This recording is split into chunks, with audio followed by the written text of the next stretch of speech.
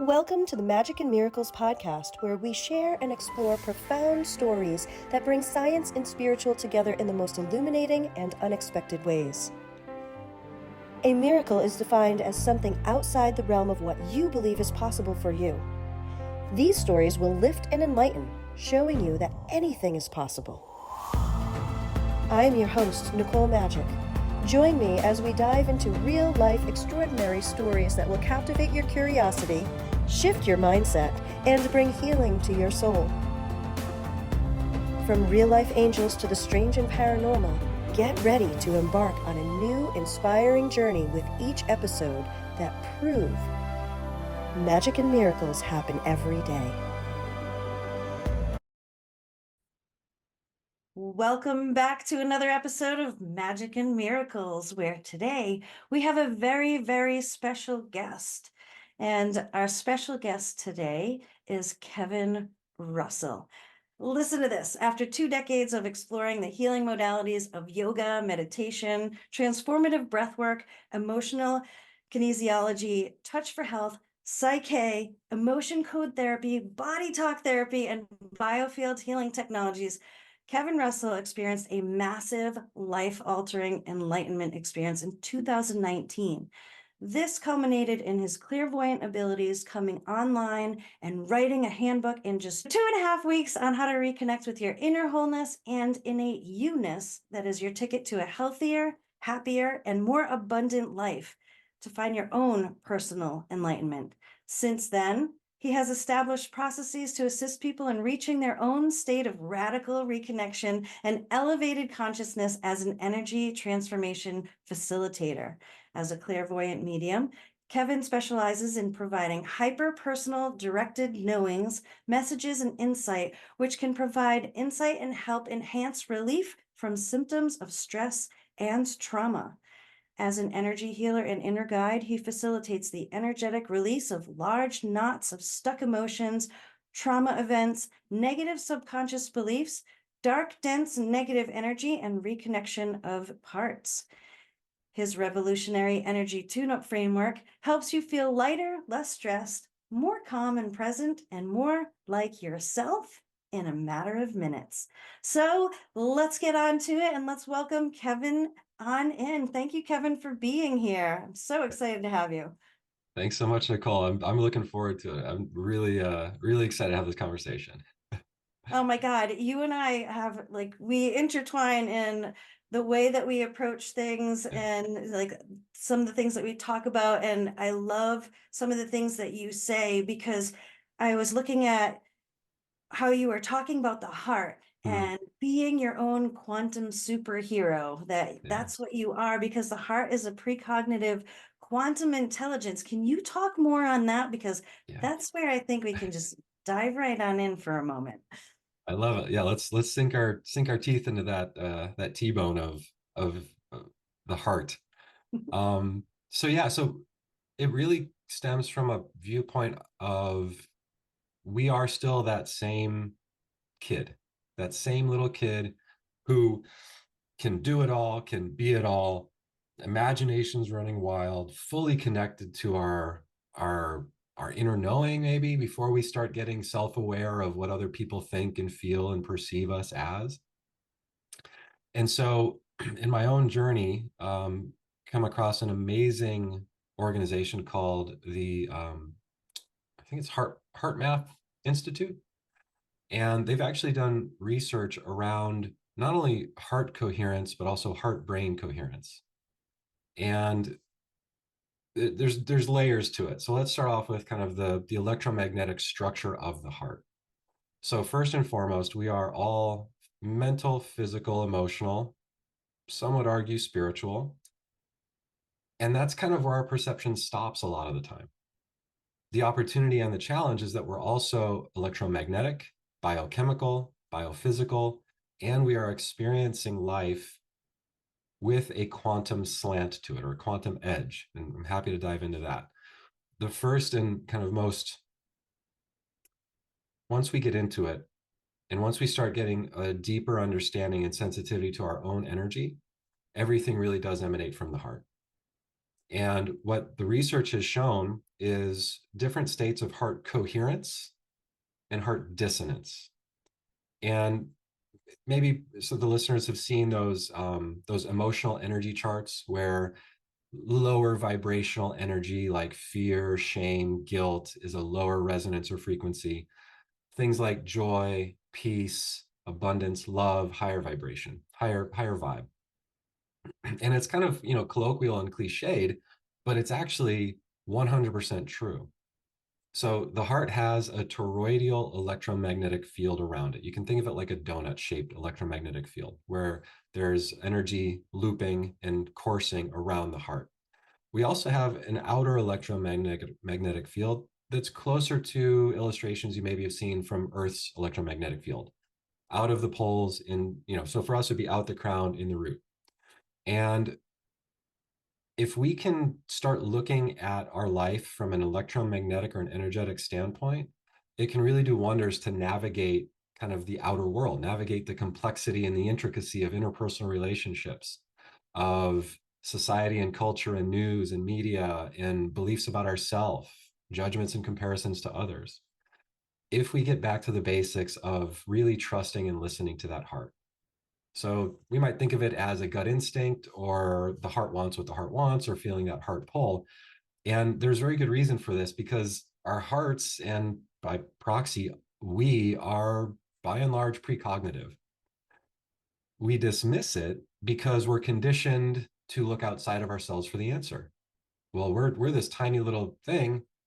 We're really superhero kids, but you know, physically we're tiny, and our parents are so big, and they kind of say things very definitively and like they know. So, okay, I guess we're going to have to listen to what mom and dad say, even if we feel like it's not resonating with our heart. So they've actually done research where the researchers chose positive and negative images. So things positive side like birthdays, baby showers, kids smiling, puppy dogs, flowers, things like that. And on the negative side, it was more fighting, war, pain, crying. So they select images, program a computer to randomly choose an image to show to the participants. And the participants were hooked up to, I think, EEGs, and then also a brain mapping scan as well. And what they found was not only was the heart reacting to the image that was being shown to the participant, the heart was having a reaction to the image 4 seconds before it was even shown. So in the research, you'll see there is no deviation between the heart and the brain resonance if it's a positive image that is going to be shown 4 seconds before. And if it's a negative image, you see the readout lines break. They delineate from each other at that same time threshold. So that got me thinking. So if our hearts are precognitive, then what are we doing running around second guessing ourselves? What are we doing completely outsourcing our health and our wholeness and a lot of the really core important things, our spirituality, our beliefs? And I come to the understanding and recognition that it really is just that survival separation of self at a young age, because we have to fit into the world. We have to function. We have to figure it out for ourselves. And so with a lot of these journeys, it is somewhat of an unlearning and a retrusting of our capabilities, of our systems, of our strength and our power that is innate, and it's our birthright. And to have all of these natural capabilities really be able to be utilized as guidelines and kind of our inner compass that we can supercharge and really, really connect with. So we are that more internally free, autonomous, sovereign being who's having a human experience instead of feeling like I'm a human and everything's happening to me. Absolutely. I feel like you said so much there that was super important to understand, right? And if we kind of pick a few of those pieces apart, because we're growing up, we're being programmed, and our parents who are, you mentioned, acting like they know everything, we take it that they know everything because they're older. They just know things. They're like the all being in our worlds. Yeah. And then when we get older, we tend to realize, oh, they really didn't know what the heck they were doing either, right? Yeah. And but then we go backwards and we've got all these programs in there that are coming down the pike epigenetically through our Mhm. ancestors, through our parents to us, and then we propagate those unknowingly ourselves half the time, more than half the time. Yeah. And there's all this information that gets locked inside us. And you mentioned just trusting yourself, right? And what I've noticed with people that I work with is that nobody trusts themselves enough, Yeah. right? So there's that not enough. And I can't trust myself because I don't make the right decisions. And one of the things that I go through with people is making aligned decisions. And I think there's a huge difference, Kevin, between making a protected decision, Hmm. which is based on our beliefs and our beliefs that try to protect us from getting hurt in all these areas, emotionally, mentally, physically, all that. Hmm. And then there's making aligned decisions, which goes beyond the fear and allows us to see clearly the path forward to what we want to create and step beyond that. So I thought that was important to say because you said some of that embedded in there. And I wanted to say it another way because that's where I think we're very complementary with each other in how we approach it. And this Yeah. discussion, why I'm so excited to have it with you, looking at it from a couple of different ways, that's the same thing is super important for people for it to click. And I think that we have that here. So what, I'm so glad you shone a light there, because that really does illustrate that multidimensionality. And when we're in it, it can feel overwhelming and daunting. It can feel really complex. But the more we practice with it, the more we kind of get into this space of reconciling our existence within our mind body system, our experiences in relationship to others. We really do see that multi-dimensional aspect to it. So you mentioned things being passed down, and this can be expressed in a fear, like, oh, my grandma's afraid of snakes, my mom's afraid of snakes, I hate snakes. So I come across some research that the only two natural fears we have as humans is falling and loud noises. Other than that, everything is co-created in life or passed down. So I come across this research, and so I'm like, okay, well, then fear is kind of by and large BS. It's all manufactured, whether in this life or generationally. So that's one aspect of epigenetics. That's a little bit more addressable. Then there's the other more challenging and very hyper personal. You could think of it as mutation that's passed down, or predisposition in certain genetic groups. So Ashkenazi Jewish populations, for example, have predispositions to certain states of certain diseases, to whether it's down to like 1 in 23 people that are prone to it.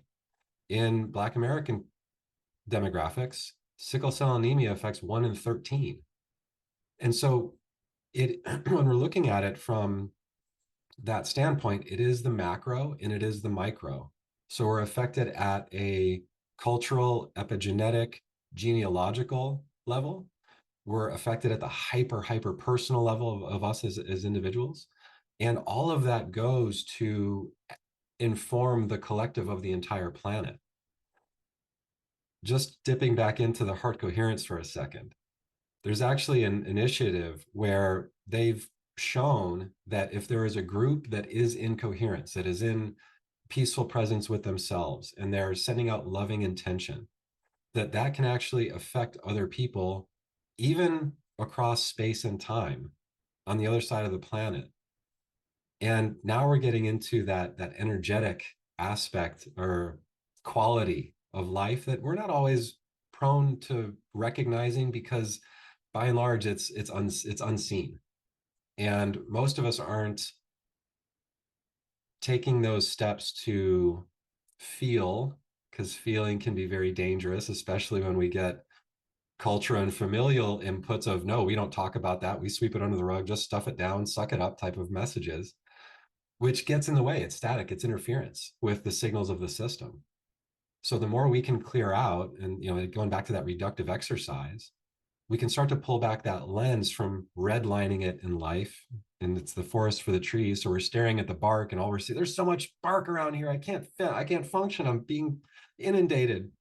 And pulling back that lens to seeing those broader strokes, those different ways of expression, and being able to navigate that with more openness with that pulled back observer view. Yeah, I agree that observer view is huge in generating the awareness and also delving deeper into the understanding of the self, Yeah. which is necessary. And I say constantly that, we hear all this, know thyself, Yeah. and all these different Yeah. sayings, books, texts, and things like that. And it is so true, because if you know yourself and how you react, how you feel, really processing through the emotional states and the whys of why did I feel that way? Why Yeah. did I behave that way? And understanding that instead of projecting that it's somebody else's fault, Yeah. right? You did this to me, or you made Right. me do that. If you're in that victim triangle, it's tough to get out until you accept some level of responsibility Mm-hmm. and have a better awareness, and then take a conscious effort to move forward to more of that enlightenment for yourself. Yeah. Because when we understand ourselves at a deeper level, we understand everybody else around us, and it becomes so Yeah. easy. It And that does. intuition just sparks up and takes over. Yeah. And it becomes a very easy thing. And oh God, I'm just thinking of something that I wrote down earlier, which Yeah. was I probably will be brutal about this because it's an ancient Roman saying, which is Mm. Yam supervedet Vedans, which is the road will rise to meet the one who walks it. And I think that's really important to understand, or just Yeah. like water seeks its own level, Yeah. that kind of thing, Yeah. where as you increase your vibration, you're going to see changes take place in your life. Yeah. It's important to be active in our own rescue. Yes. And I tell clients all the time, nobody else is going to put your oxygen mask on. And we can't help anybody else, using that analogy from a plane that decompresses. Nobody else is going to be helped by you unless you are taking that step to take care of yourself first. Right. And it to me, that really connects with what you said about the challenges where we don't feel like we can trust ourselves because, well, I made these decisions in the past and they hadn't worked out, so I can't trust myself. And so part of this reconciliation is recognizing that that wasn't even you. Mm-hmm. We are not our thoughts. We are not our reactions. We are not our emotions. Those are by and large products of the mind body system living a life that's enmeshed with its outer world, with our relationships, with the three-dimensional space, with the physical mind body. And this is another level of distinction that I make. Our mind body, what we feel is all happening on the inside, that's still happening on the outside. Yes. We are the animator, we are the engine, we are the spark that is fueling these amazingly hyper tuned earth suits that we're exploring this amazing planet through. And they're so good at their job that we get so enmeshed within the system that we misinterpret that we are the label, we are the identifier, we are the archetype, we are a piece of crap if we didn't get anything other than that kind of reflection when we were little. Um, we are the one who's responsible for our parents' emotional states, if that was our experience. When in reality, it's just all byproducts of co-created states of dis-ease that keep perpetuating because we're not taking those steps because for a number of reasons that we haven't had it introduced to us. We haven't been aware of it. Um, we've been just taking things at face value. not asking why anymore, like almost all of us did when we were 3 or 4. If anybody's ever spent time around a toddler, you're going to get the why. So I say, let's invite more of that back in. Invite in the self-questioning, invite in that reflection, invite in that internal place of not being super confident that we know, but questioning everything. Because that's really where I found gives us that opportunity to meet the road. And that turns the road into almost a moving walkway, like in the airport. And Oh, we yeah. start to fly in short order once we start to reconcile that internal relationship, get out of our own way in some regard, and also be open to radical expressions of change. And that's another place where we get tripped up because it's like, well, if I make all these changes, then what's going to happen to my friend group? What's going to happen to my relationship with my family of origin? They might completely evolve. They might implode. They might go away for a time and then come back. And that's part of that grace where we're not responsible for anyone else. Everybody is responsible for themselves. And the best we can do for someone else is doing for ourselves, even if the immediate outcome in our mind might be less than ideal. But then one thing I always go back to is looking at idioms and colloquialisms and sayings. And I'm sure everyone's heard the saying, blood is thicker than water. And most of us interpret that as, well, family is everything. The challenge is that's only part of the phrase, that's only part of the quote. The full quote is, the blood of the covenant is thicker than the water of the womb. So our applied meaning is the exact opposite of its intended source. And so it's these bonds we make in life, these connections, these find your tribe, find your vibe type of approaches that are actually really the orientation that's available to us. And again, always check in. Is this group, whether it's family, friends, or other business, is this uplifting me? Is this an environment where I'm able to fill my cup up? Or is it an environment where I'm feeling like I'm constantly dishing out from my cup and I'm always acting from lack of abundance? I'm always acting from scarcity. And those are those places that are so ripe for so many of us to really just dive into and in short order reconcile, release, move past, change our relationship to. And I'm having flashbacks of a bunch of different clients that had come to me that were in very victim triangle Mm, modes. And I feel like the deeper somebody is in that, the more solidly grounded in that, yeah, cemented in there that somebody can be before that aha and that transformation starts to take place. There's this very scared, petrified person who is afraid to make a move yeah, because of that change, right? That, yeah, oh my goodness, I want this transformation, but I am so fearful of the transformation that I'm afraid that my life is going to change. yeah, Yeah, it's going to change. It's going to change and it's going to change for the better yeah, and it's going to change in a positive direction. But just that whole idea that something is going to change and they feel that they're out of that control. yeah. The only two constants are our breath and change. Those are the only two things we can ever rely on in this life. And change is inevitable. And sometimes the change is more subtle because if we don't change, then we might start getting symptomatic in certain ways. We start to get into mental, physical, emotional expressions of states of dis-ease. And a Mhm. lot of it's so challenging because a lot of it is really ingrained and embedded in an early age where regardless of your belief platform, entertain for just a moment the thought that maybe where we all come from, that source, whatever we perceive that to be, let's just assume for a second that it is a place of unconditional love. It is the background frequency of all that is. It is the universe that is co-creating life with us as we live it. Let's just assume that for a second.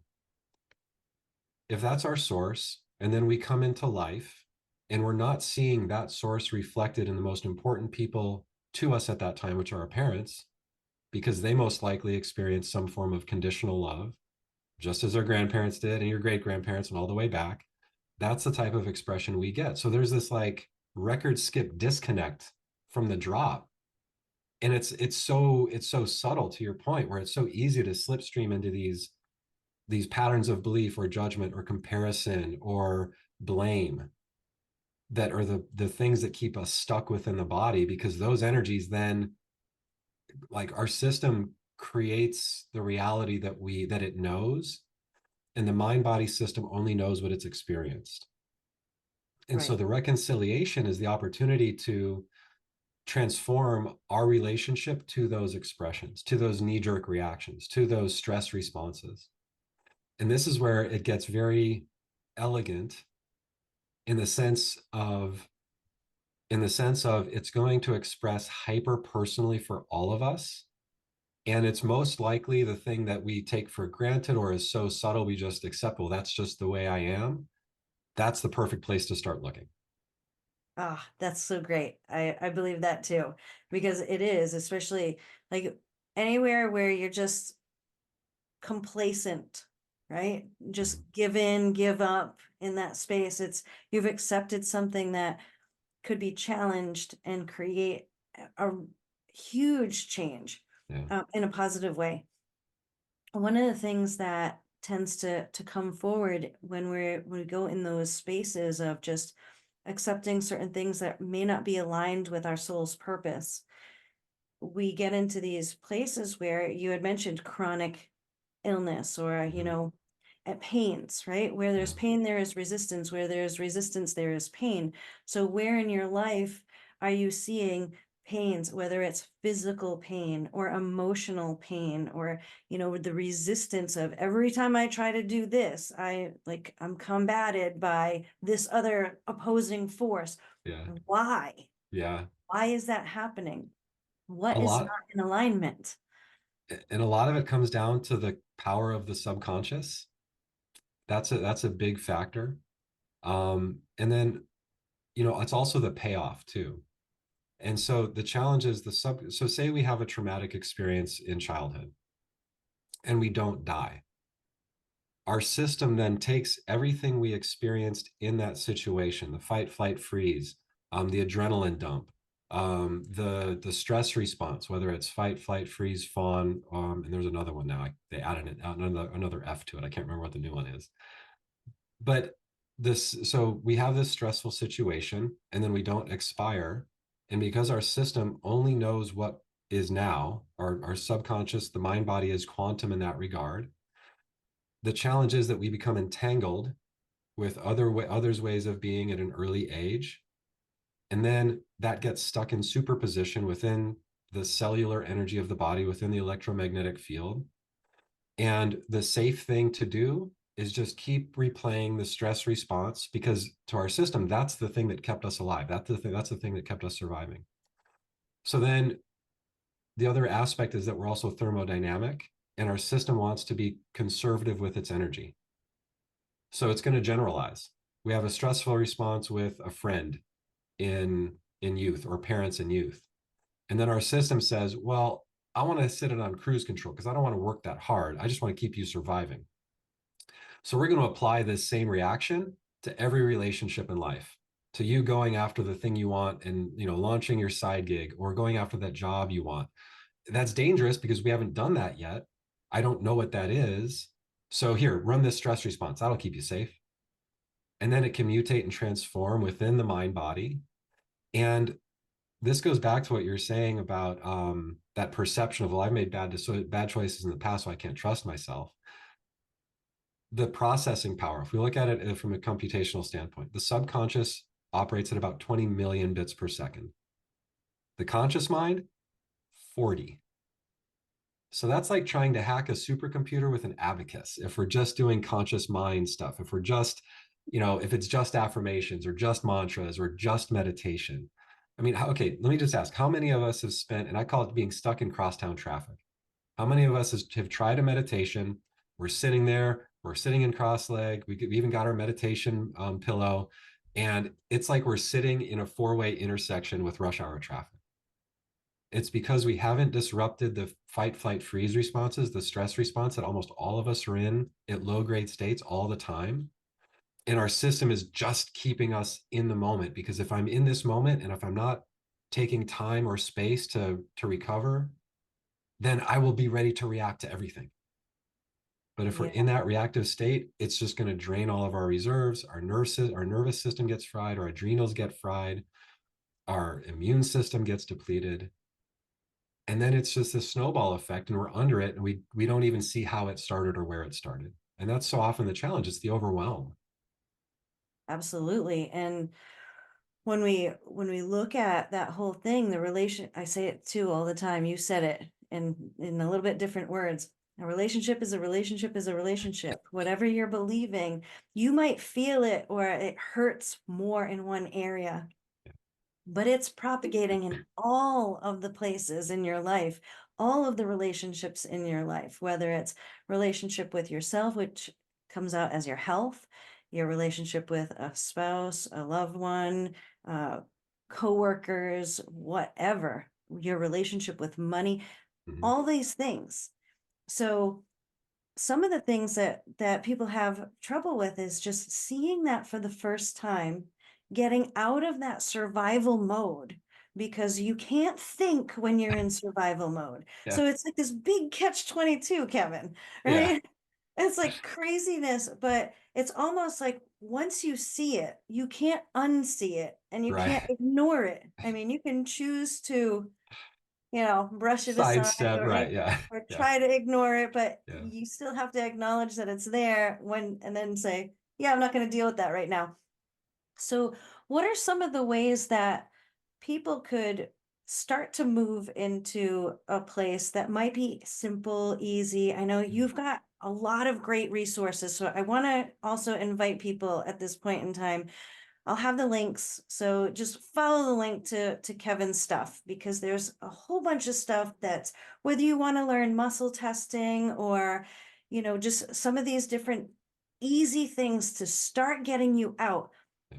A lot of times people think, oh, I have to jump into the biggest, baddest thing out there because Right. I need to be, whether it's a spiritual badass or I just need to like do the big thing. Yeah. Forget it. Start with a step, because the biggest changes, the best positive changes happen with just taking that first step. So I know that Oh, you have a few different things that you could teach the yeah. audience right now, just to kind of give them that taste of, this is how easy it is. Stop thinking you have to make everything difficult, because that's Right. a negative limiting belief on it has to be hard and exhausting Yeah. to be anything. Or I have to know what I'm doing before I try something. Oh yeah. All of those are safety programs of your body, of your mind body. So, in Nicole, you nailed it. Choose one thing, because it's, again, processing capacity. We're operating at 40 bits per second. So I don't care who you are, you're not good at multitasking. We can trick ourselves into thinking we are, but again, that's another stress response. So 40 bits per second, I call it staffing our weaknesses. So if we're bad at remembering things, get it out, write it down, put it on the calendar, set it and forget it. If we're looking to take a step to improve our physical health, do one thing. Shift your input of nutrition. Give yourself a challenge, 30-day whole food challenge, no processed food. If it's I don't drink enough water, set it and forget it. I do lemon water, a pint of lemon water first thing in the morning every day. And that was a practice that I onboarded. So onboard one practice at a time. I want to get better exercise. Okay, I'm committing to walking a mile 4 times this week. And so those are kind of some practical steps. So just do one thing, because a lot of times, again, and you nailed it, we want to change so much, we try and do it all, and then it doesn't work out, and then we're justified. It's a self-fulfilling prophecy. See, it didn't work. I'm just Mhm. going to stay within this cage of this prison of the mind body, instead of reconciling our relationship to it and really getting our hands on the wheel of this super bio machine, super vehicle that we're in. So those are kind of those practical ways. Choose one thing, commit to it in whatever way that works for you. Give yourself a challenge, make it a little softer and quieter, and just say, I'm going to walk around the block every day until I feel like I'm starting to huff and puff. Or if you're already in an active state, push that comfort zone. I'm comfortable with a mile or two. I'm going to go for that 5K. And these are the steps I'm going to take to get there. Now, within that practice, I like to say to disrupt is divine. Disrupt, disrupt, disrupt, disrupt, disrupt. If we are not disrupting a physiological, emotional, judgment, triggered reactive state, all we're doing is letting our dog bark at the end of its leash at everybody else. We're not disrupting the behavior. So what happens when we're in a fight, flight, freeze response, which most of us are soaking in daily at a low grade level, is we are out of a whole brain state and we're into a dominant hemisphere reactive state. So there's a membrane that connects the two hemispheres. It's called the corpus callosum. And when we're in a stress response, it drains and we go into reactive mode. So if we're right brain dominant, we might be a little more emotionally reactive. If we're left brain dominant, we might be a little more pragmatic, problem solving. Nope, let's figure this out. There's imbalance on both sides. And so not only are we in an altered dominant brain state, we're also in a dissonance, resonance, and frequency state. And if you check out our social media, I'd give an example of this of a balanced electromagnetic field or a dissonance electromagnetic field, and anything can trip it. And usually the energy is the first thing that goes, in addition to those other physiological autonomic responses. And if again, it comes back to that awareness. If we're not aware of it, we can't do anything about it. And the challenge is that most often those fight, flight, freeze states we get in, they feel justified, they feel powerful, we feel righteous. We're rattling our saber and our shield, or we're turtling up and we're going in the lead box and like, you can't get me in here. But again, we're pulling on those limited reserves. It's like in Fast and the Furious, overhitting the nitro button, like not nitrous. You're not gonna make it to the end of the race because you're hitting that button so hard. So the best thing we can do, the shortest ways I found to incorporate disruption, are breaking the midline of the body and breath work.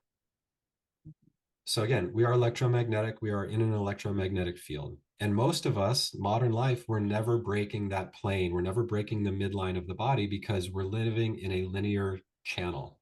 When we exercise, we run or we work out facing forward. We eat facing forward. We sleep facing forward when we're laying down. When we drive or commute to work, we're facing forward. When we're at work, most of us that aren't in physical labor, we're at some type of a computer, we're facing forward. So doing dynamic movement and breaking the midline of the body, and then also asymmetrical movement. So giving our system, it's like rubbing your head and patting your stomach. So there's one real quick, if for those that are watching, I call it thumbs and guns. And I actually got this from a performance coach on TikTok. And so one hand, you've got a pointer finger out. The other hand, you've got your thumb up. The challenge is to be able to switch the two. So you're doing different things on different sides of the body. And I'm doing it on camera. And this took me 3 weeks of solid practice to get. Another one we can do are whole brain exercises or hookup exercises. And so the easiest one, if you're a meditator, most of us will meditate in a seated cross-legged posture. The challenge is that we're not completing the disruption of the circuit by crossing our arms as well. So if you were to just cross your legs at your ankles, cross your arms at your wrist, and just rest your hands on your legs, and do 5 or 10 deep breaths here, nice relaxed belly breaths. And then switch the crossing of your wrists, and then do 5 or 10 more breaths. And then switch the crossing of your ankles, do 5 or 10 more. And then one last time, switch the crossing of your wrists back to the starting position. And then gauge how you feel after that practice. I'd say 90+% of the time, that process is enough to settle the mind back into a whole brain state. The corpus callosum refills, we're back functioning. We've shifted out of those negative looping thoughts, which dominate our mind most of the time. About 95 to 98% of our thoughts on any given day are going to be a version of something we've thought before. And about 85% of our thoughts are going to trend towards negative, maybe a judgment or a comparison, maybe a low self-esteem thought about ourselves, a pointing the finger at somebody else that you did this to me. Those are all expressions of an imbalanced state. So let's say we try this and we're still feeling that stress response. We're still feeling agitated. I like to hit it hard personally. So then I do something called a bellows breath, which is a version or a modification of a Wim Hof breath, where it's a vigorous inhale and exhale through the mouth. But and this is the key, it's deep into the belly. So it's a forceful breath deep into the bottom of the belly, into the bottom of the lungs. And then it's a forceful exhale, like you're trying to blow a candle out on the opposite side of the room. As Wim Hof likes to say, you're going to get high on your own supply. You are really going to shift out of a stress response. And what I find is it brings us back to this state of, okay, now I can do, okay, there I am. Now I can function. Now I can do something. That's Yeah. actually a great breath when you're doing energy healing work on somebody too. Absolutely. No, the breath is the guide for, I mean, almost everything in life. And, you know, a lot of these practices I've stumbled into without the intention of necessarily how they are being used in my life now. So when I was growing up, I was surfing from about age 12, and I wanted to be able to be more confident in bigger surf. So I started doing breath holds and breathwork training when I was like 12 and 13 years old, not like on any kind of internal journey, just a function of the exercise and the activity that I loved. So, you know, it's these opportunities to just pull things in as we're doing them. So if anybody's physically active, breathwork's going to help you out tremendously just in your physical performance. And then you get the amazing value add of coming back to that peaceful presence, that non-reactive state more easily and more readily. And I find a lot of athletes tend to operate at that place because exercise is such a good disruptor as well. So something like going for a walk outside, that's a triple threat disruption. You're rebounding, you're taking steps, you're kind of shaking, you're drawing the system, you're not just sitting there, you're breathing, and you're spending time in nature. So those are three positive ways to shift into these disruptions. So it doesn't have to be this thing where it's like, oh, I got to go do my breath work in the bathroom so I can feel better. Sometimes it's just recognizing, oh, I'm not feeling so hot. It's feeling powerful. I'm about to snap. I'm going to take a walk. I'm going to take a lap around the house, lap around the building, come back in. But that awareness, that self-awareness is the key component. Because if we're not aware of our reactions, and if somebody points it out to us, we're just going to get mad at them Yep. and judge them instead of holding up the mirror, which we're living in. We think we live through the windows of the eyes. Life outside of us is a mirror reflecting our inner state. So the more sensitive we can become to that concept and the more we can really adopt that as a place of or a base of operation, that's where as you mentioned, we're going to really start making some gains quickly in reconciling that relationship.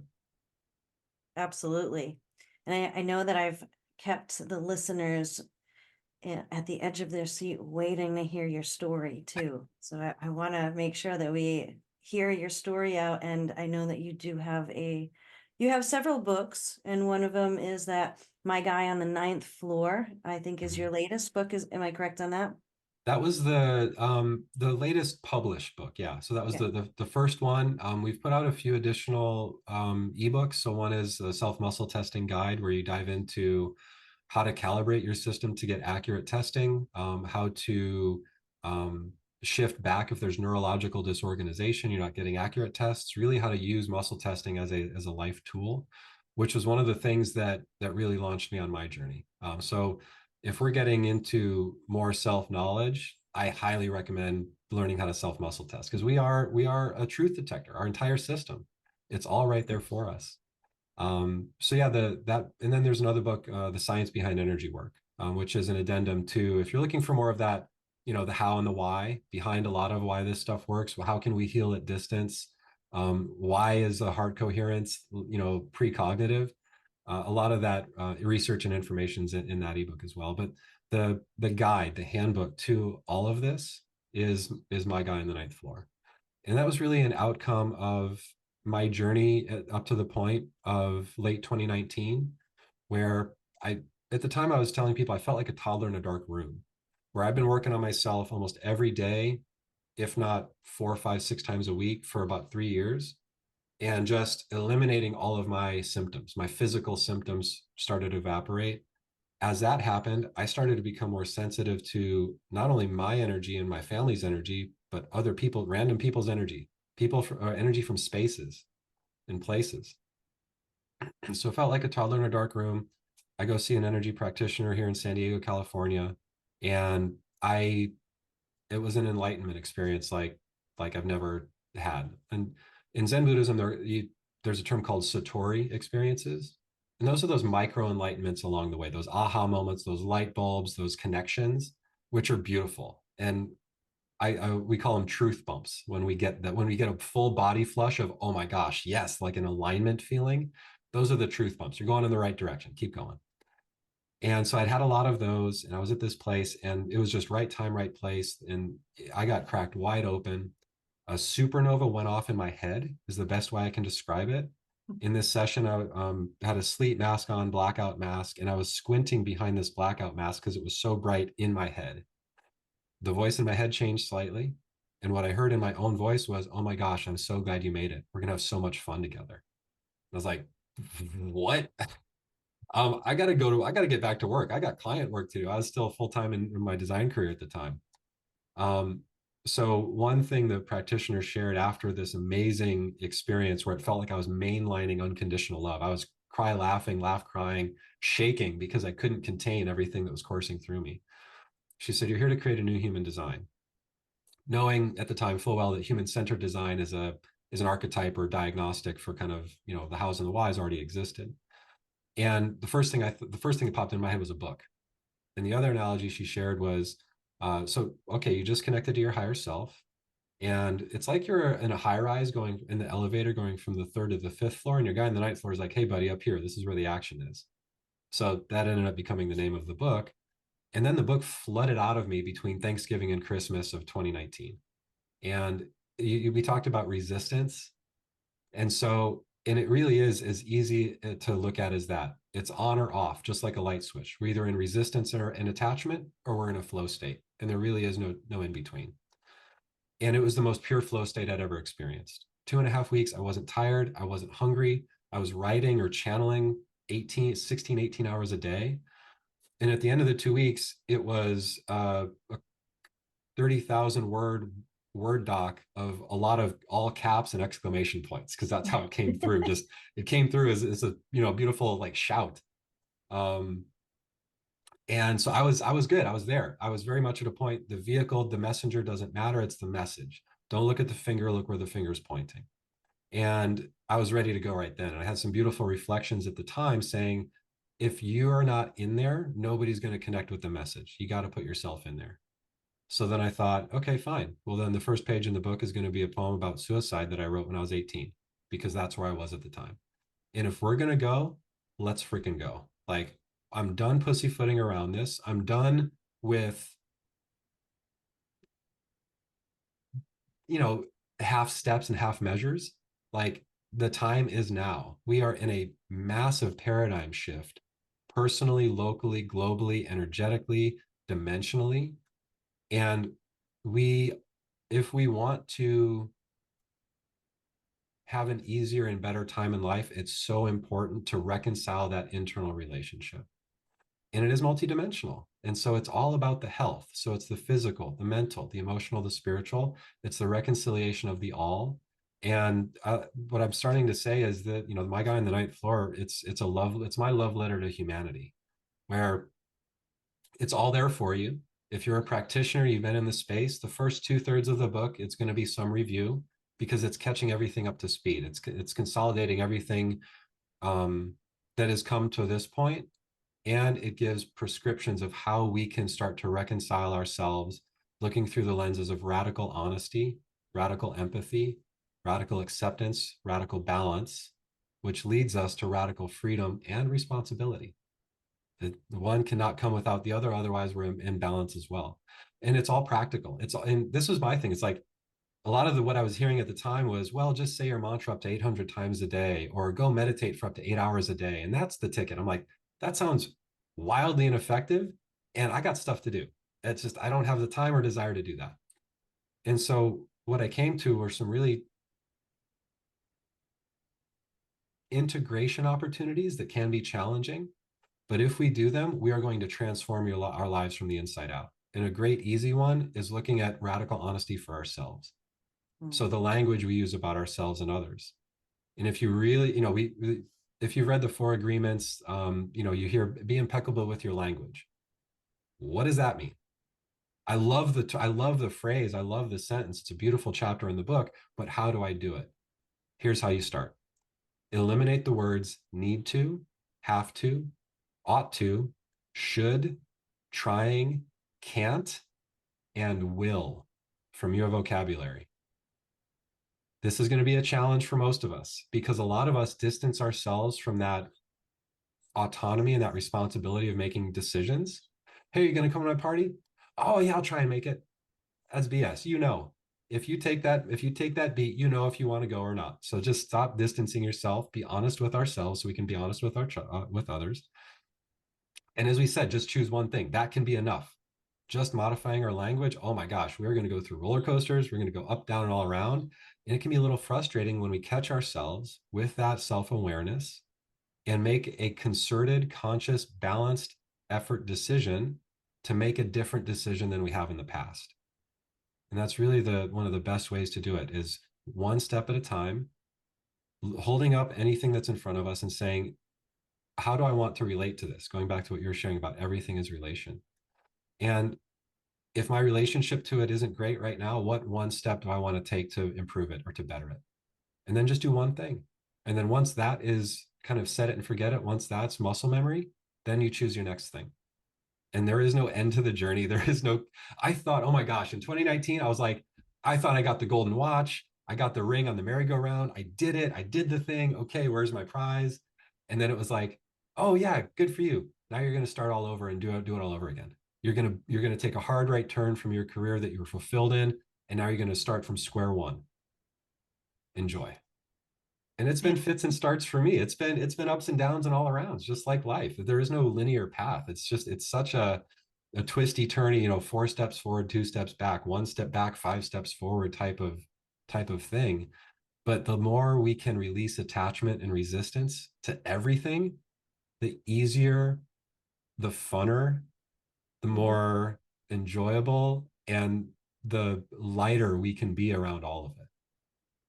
Absolutely. Amen. And all of that. Agreed. Yeah, those are words of wisdom. Kevin, I appreciate everything that you've said. I feel like we could just go down all the rabbit holes Oh my gosh. all over the place because this just went by so fast. I know. So in light of that, can you tell the listeners out there just quickly, what's the best way to get a hold of you? And obviously I'll have the links in the description and everything, but what's the best way to get a hold of you, or where do you want to direct people at this point? Yeah, best ways honestly through the website. You can go to either radicalenlightenment.com or rapidtransformationsessions.com. And you can connect with either or both my wife Kelly and I were in practice together. So Radical Enlightenment is going to be a lot more self-study, self-directed resources and tools. We also offer workshops and courses and webinars through that platform. If you're looking for more one-on-one attention, you're ready to dive in, that would be rapidtransformationsessions.com. You can book a free 30-minute consult. We can meet, see if it's a good fit, answer any questions you've got. Those would be the 2 primary. And then always reach out, DM on social media. We do a lot of lives either on, lately it's been TikTok, somewhat on Instagram. So those are going to be available as well. And yeah, those are probably the best avenues. Excellent. Thank you so much, Kevin. Thank you. And, we'll have to tackle some other topic one day because this has been such a pleasure. I appreciate you being on, and everybody go on over and check out his stuff because it is spectacular. And everybody, make today the best. Thanks so much, Nicole. Bye, everyone. Thank you for joining us for the Magic and Miracles podcast, where everyday folks like you share their life-changing stories. The world wants to hear your extraordinary story, so is it about time you tell it? You might just end up being someone else's miracle waiting to happen. If you would like to be a guest on the show, please submit your application for consideration. If you would like to nominate a guest or submit a personal story to be read on the show, please contact us via email. In the meantime, enjoy the journey. You never know when you will experience a miracle that will change your life forever, or if you will become someone else's real-life angel. Goodbye for now, and see you on the next episode of Magic and Miracles, the podcast with wings.